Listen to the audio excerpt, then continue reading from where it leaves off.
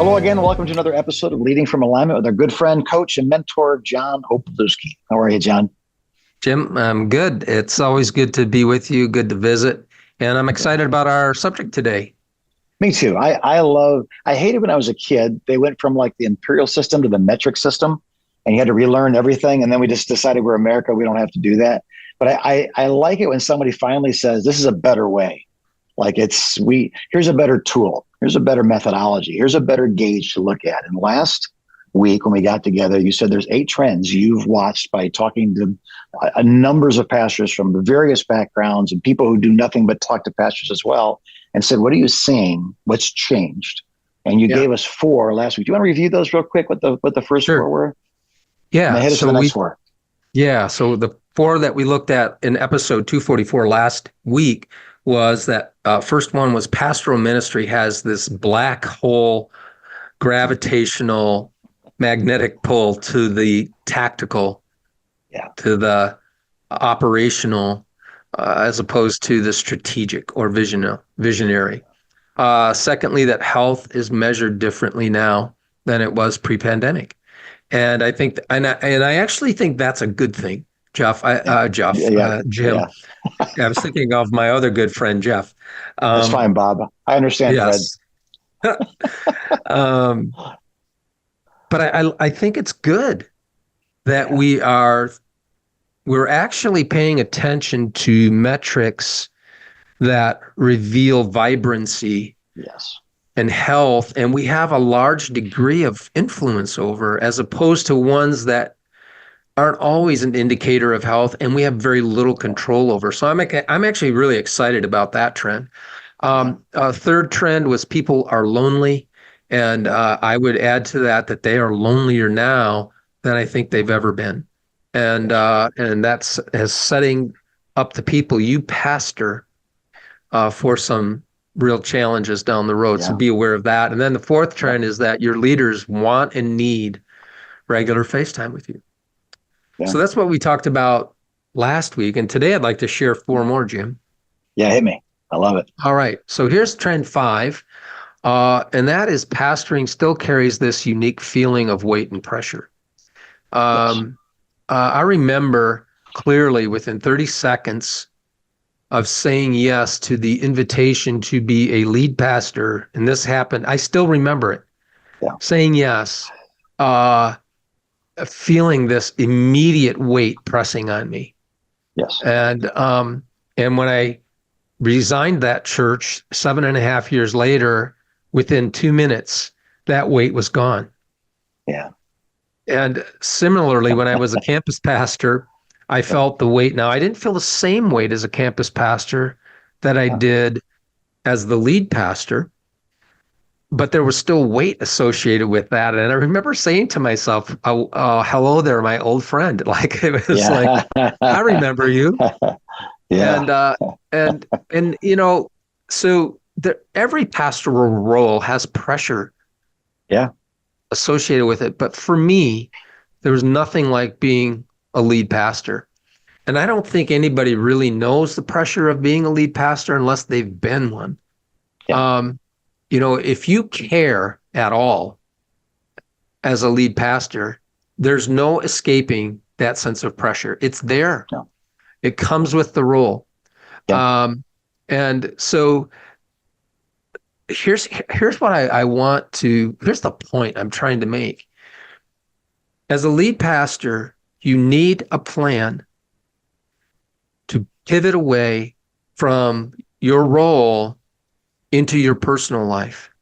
Yes. You need to have strategies around how do I distract myself in a healthy way on a regular basis so that this thing doesn't crush me.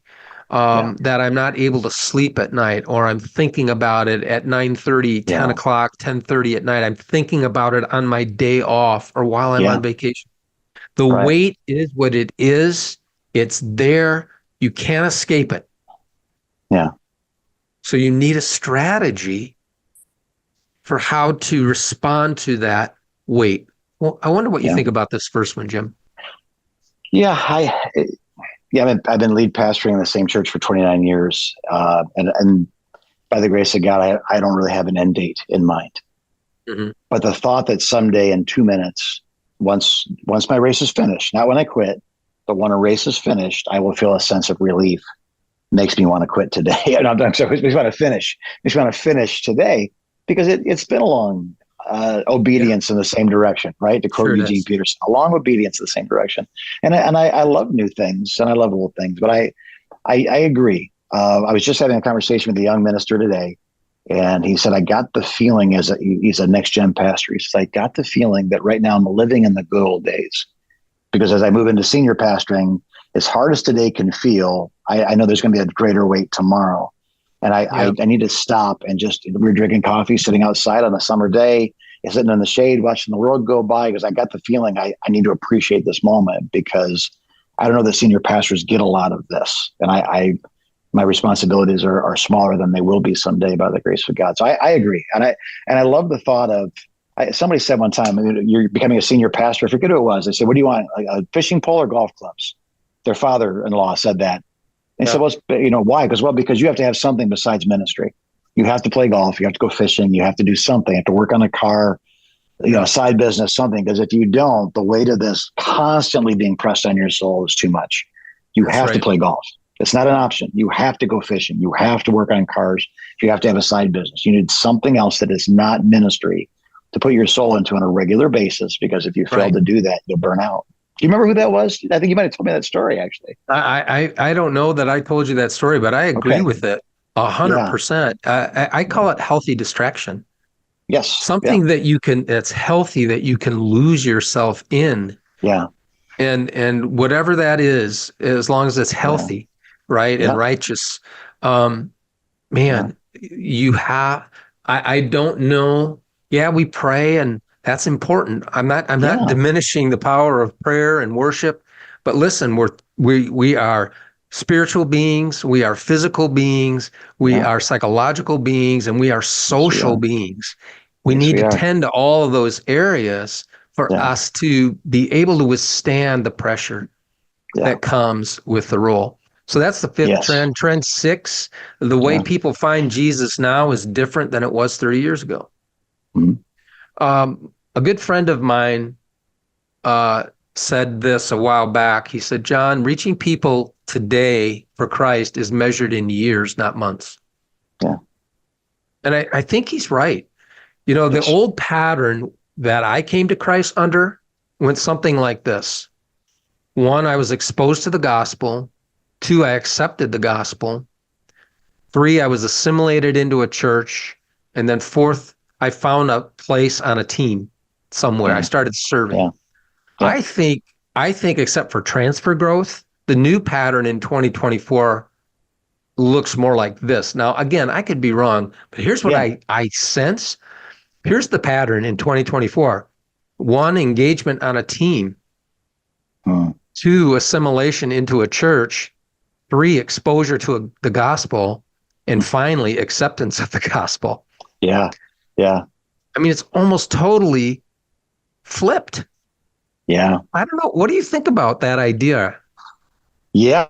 Well, I think 30 years ago, when I became a senior pastor, I could have preached, Mary had a little lamb, his name was Jesus, who wants to get saved. If people would have come to the altar to get saved. Yeah. Because they came to church to get right with God. They had been right with God because they went to a vacation Bible school or a youth camp or a Sunday school. They had a God consciousness. They had teachers that talked openly about God. They prayed in school, and they knew the Bible. The Bible was central to a lot of culture. People who didn't know the Bible were just considered ignorant. So they came to church for the reason to get right with God. Now today I say, Mary had a little lamb. His name was Jesus. They say, who's Mary? Who's Jesus? What's all this talk about lambs? We have to be careful, even the songs we sing. We're just singing some song the other day about the blood. It's all about the blood, the blood. I felt compelled to get up and say what they mean by that is, for those who are horrified by the song we just sang, blood sacrifice and covenant and animal. It takes a long time to explain it, but they didn't have to explain that long ago. We have to explain it now. So I would think of it this way. I was in Mongolia the other day. The average person has never encountered the gospel. How would you explain the gospel to someone who's never encountered the gospel? That we should be asking that question, because it is, if your church is doing everything right, there are people in your services on Sunday that have never encountered the gospel. If they're That's inviting right. their friends and family, believing that they'll be saved. So if they come in, the idea they're going to embrace all of that day one might be wonderful in a Saul of Tarsus sort of way. It might be naive in Yeah. a very progressive faith way. We need to be prepared for both. So an invitation is given, the Yep. gospel is preached. It's a part of every message, right? You're going to preach on marriage. Marriage is about the gospel. You're going to preach on money. Money's about the gospel. Everything we preach on should come back to an altar call or an invitation to receive Christ as Savior and Lord. But I agree with you. I don't see nearly as many first time walk through the door conversions That's as I right. did 30 years ago. Now it's I walk through the door 30 times and then said I want to be baptized. Normally that's the first time I Yep. realized that someone's been born again is their desire to be baptized after being around for months, if not Yep. years. I think it takes multiple connections for people to come Yes. to Jesus now. Yeah. It used to be like a couple of stops. So I was born again in 1974, and it was just a couple of hops into the Yeah. kingdom for me. I Yeah. think now it's probably 40 hops into the Yes. kingdom for most people. Yeah. So here's why this is important. It understanding this trend should make us rethink our evangelism approach Yes. Yeah. Yeah. and really put it under the microscope and say, what are we doing to reach people? How effective is it? And Yeah. and let's just be flat honest with ourselves. If it's not effective, that doesn't mean you're a bad leader or a bad person. It's Yeah. just like, okay, how people come to Jesus now, are we responding to that? I think part of our Yeah. problem in church is, Jim, we deny the reality of what's going on in the world around us because we don't want to change. Um, Yeah. our message is timeless, doesn't change. The way we present that message does change. Yes. Yes. Absolutely. And that's what I'm talking about. I'm not talking about diluting the gospel, not at all. Mm-hmm. Not in favor Nope. of that. Nope. Nothing good can come out of that. What I'm talking about is thinking and praying and asking God, how can we do this knowing that the way people find you has dramatically shifted in the last 30 to 40 years. It's just Yes. it's crazy. So Well, that's a and trend. can I also say this? Please. And I think it's just as rewarding and fun now as it's ever been. I thought Yeah. that, well, this is the way I do it. And people have changed. I've actually heard pastors like, I should quit the ministry. I'm no longer effective. It's like you're answering a question no one asks anymore. That's the problem. They came to church to get right with God. Now they're not coming to church to get right with God because they don't really know that there is a God. They have a lot of conversations they want to have, but why not Right. take that person to coffee and say, hit me? What question to have? I'll learn something from that conversation. They'll learn something from that conversation. It is just as much fun today to pastor, if not more fun today, because we're not just harvesting where others planted seeds. We get to plow the fields now. We get to remove That's the right. rocks and the stumps, and when that seed gets planted and you watch that grow, we got to be there for the whole process, not just Right. picking the squash at the end of summer. So I Sure. think my encouragement to pastors is enjoy this. Don't be hindered by this or intimidated by this. Enjoy this. You are now a missionary to your small town in America. You're a medium-sized city in America. You're a large metropolis in America. You're a missionary to it. So have fun, man. Get out there and figure out what questions they are asking and then answer them really well. God called you there and gave you the goods. So start giving them away. That's fun. That's a great perspective, Jim. Thanks. Number 7, relevance, and actually, we're just bleeding right into this next one. Irrelevance remains a pesky threat. Yeah. I mean, Yeah. the best leaders that I've run across have a knack, Jim, for knowing what's ahead and positioning the church they lead to take advantage of what's coming. Yes. I think part of effective leadership is the ability to anticipate,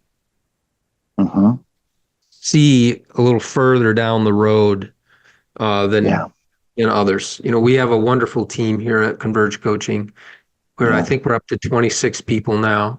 Just an amazing conglomeration of wonderful people, talented people, character-filled folks. And yet, it's my responsibility as the leader of this group to think about 2, 3, 4 years down the road. Yeah. To see what's coming. And our culture is changing so fast, and that means people are changing quickly too. And I think this refusal to spend a little bit of time in prayer and in quiet and Mm. think about what's coming. Yeah. Yeah. Right. What do I see? How do we innovate in light of that? What are Yeah. we going to do differently? We've been in officially in business, so to speak, for Yeah. 11 years. Yeah. But we worked 10 years before that. We were working with pastors, Yeah. and refusing to change how we deliver assistance to pastors over a period of time. I mean, that's a sure sign that we're not going to be around very long. Hmm. So Yeah. so don't don't allow a reluctance to think about different ways to do what God has called you to do. Don't let that be the thing that sinks you. Yeah. I was thinking of when you said that. Remember, we had Dr. Mike Clarence on, the statistician for Yes. our fellowship. He was talking about 15% of pastors create content that they see the future coming and they're ready for it. They're ahead of the ball game. There's another 15%. I'm sorry, 5% have that. 15%, another 15%. So a total of 20% now. They're early adapters. They read that book. They went to that seminar. They believed him when they had coffee with him over or her over whatever. So now we're up to 20%. There's another 40%. They can institute those changes, but they need a coach, a traditional coaching relationship where I need to bounce these ideas off. Hey, I got a couple of elders that aren't crazy about the idea. How do I navigate these waters? That was another 40%. So we're up to 60%. And the last 40%, they needed someone to walk them through it step by step, hand in hand. So I would just, and I know we keep talking about converged coaching, but coaching plays a critical role in this. If 5% are predicting the future accurately and 15% are adapting it without help, that leaves 80% that That's on one right. level or another can really only make these adjustments in the atmosphere of a salt and pepper, you know what I mean? Give and Yeah. take, coach me through this, ask me questions, challenge me, help me address issues. And I think, again, this is a case for spiritual fatherhood, motherhood, spiritual mentors and tormentors, but coaching certainly plays into this as well. Having Yeah. somebody that's not a part of your team, so you don't shake them up when you talk about shaking up everything. That's not a part of, like your downline, if you will, using, multi-level marketing. I don't mean to use that language, but going to your average attender and saying, what do you think if we change this? I don't know that you should have that conversation, but having it with somebody that has a perspective, that has read that 5% material or knows them personally and can help you institute it, I think it's brilliant. So again, not a commercial for Converge, but it is a plea for everyone listening to find people that iron can sharpen iron off of, because if you Yeah. don't, you'll find the pitch going by and you could have swung at it and you should have swung at it. You were paralyzed by indecision, Yeah. analysis paralysis. So if we can help you, we will, but find someone to help you make these decisions and be a decisive Yeah. leader when it comes to the And future. and I would just say this, if you're not part of that 5%, Yeah. that doesn't mean you're any less valuable to God. No, no, no. There's absolutely zero wrong with you. I want to just put that out there, Yes. Yeah. that even that 5% needs help. Absolutely. Yeah. They need help. I would guess that a lot of that 5%, they do have a coach. Yes. They do I have a agree. dispassionate third party in their Yeah. in their corner, helping them Yeah. as they break new ground, so to Yeah. speak. So Yeah. don't allow what Jim said about the 5, the 15, and the 80 to be a point of feeling bad about yourself if you're in the 80%. It doesn't matter Mhm. if you're in the 5, the 15, or the 80. Get help. You need Yes. Yeah. somebody in your world who's not impressed with you Yes. Right. And doesn't and work will, for you. right, Yeah. that will Yeah. tell you the truth. And Yes. so let me give you one more, Jim, because I know we're Yeah. up against time. That's fine. Trend 8, people still respond to loving leadership. Yeah. That's a trend. That's been a trend. my entire years of ministry. I started in pastoral ministry in 1980. So how many years is that? 44 years. That trend has not changed. Yeah. People still respond to leaders who care about them. Yes. Who express love and appreciation to them regularly. I remember as a youth pastor, there was a 7th grade kid named Petey. And Petey was he was a typical 7th grade young man. Yeah. He was just a wild man. And I remember going up to Petey and I put my arm around him and I said, Petey, I love you, but you drive me crazy. Yeah. And that kind of just like broke the ice with Petey, and we became friends. He pastors a church in Minnesota now. I mean, he would have been the most unlikely. I was going to ask you. He either went to ministry or prison. That's where Petey's go in this world, right? Either God punishes them either way, you know? Oh, I love that. And so my point is, man, if you don't know what to do, if you're like, man, what do I do next? I guarantee you that if you express genuine love to the people that God has entrusted to you, man, you're going to get response from people like that. You know, I remember the last time I was in a pastoral role, campus pastor, this was about 8 years ago, an elderly lady came to me prior to our worship service starting, and she said, Pastor, it's really cold in here. Well, it really wasn't cold.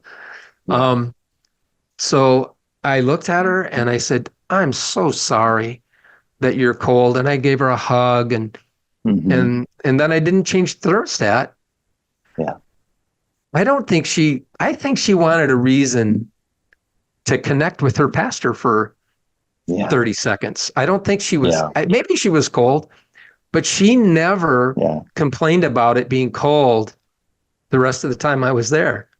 And so that just led me to believe that, look for those opportunities to affirm, to let people know you care, that you love them. I mean, expressing love are the seeds, I think, of people realizing their potential. Like Jesus came full of grace and truth. Yeah. Right? And I think before I hear truth, I need to feel grace. Yes. And so love your people. Yeah. And really, Jim, that's it. I mean, pastoring in 2024, I believe it's always been complex. Yeah. Some things in our generation are easier than in the former generation, and vice versa, right? Yeah, absolutely. It seems more complex than it did 30 years ago. I think the competition for our people's time is really at an all-time high. Yes. Things are changing faster than ever, and yet I feel hopeful. I really do. Yeah. In some ways, I hear a lot of gloom and doom about the church and, where we're going and it's shrinking and all that. I want to say to you, God's not wringing his hands in despair. Right. He has an amazing game plan for the church in 2024. And I want to say this as well, and I know we got to go. Pastor, I respect what you do for a living. There are so many great things about being a pastor, but it's not an easy role. Right. So because things are changing, will you adapt? And if your answer is yes, I will adapt. I will grow. I will try new ways of delivering the timeless message.